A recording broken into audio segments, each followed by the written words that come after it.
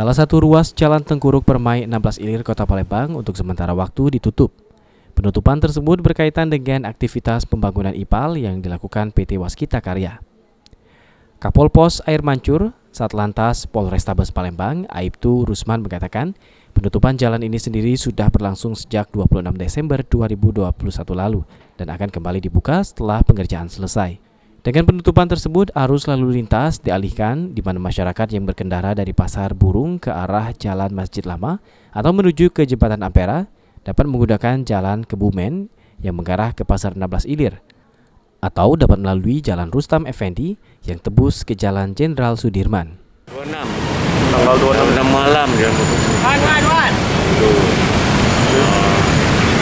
Dari pihak Waskita dan disub penutupnya tanggal 26 untuk berakhirnya kita belum tahu sampai pembangunan selesai. Pembangunan selesai ya, Pak? Ini pembangunan IPAL ya, Pak ya? IPAL ya, pembangunan IPAL. Oke.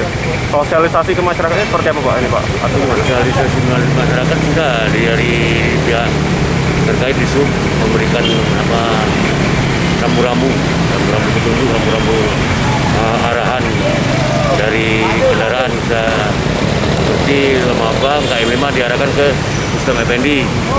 Namun ada yang kendaraannya yang melintas ke sini namun berputarnya di flyover. Sementara itu pengendara Rais mengatakan sebagai sopir angkot dirinya tidak terlalu bingung dengan pengalihan arus ini. Akan tetapi banyak pengendara kendaraan pribadi yang masih kebingungan, salah jalan hingga melawan arus. Namun untungnya pihak kepolisian yang berjaga dengan sigap memberikan arahan. Arah ke sini. Ya, bingung nggak kita dengan ada penutupan ini? Bagi kami angkot ini tidak perlu terlalu bingung kan, biasa. Cuman yang bagi yang pribadi banyak yang terlalu bingung. Kita nyingok sini banyak yang nyasar tadi, Kak. Banyak yang salah jalan ya. Ini banyak yang salah jalan. Dan juga kadang-kadang sudah pemberitahuan masih melawan arah. Masih banyak yang melawan arah ya. Masih banyak. Sandi Pratama, PAL TV.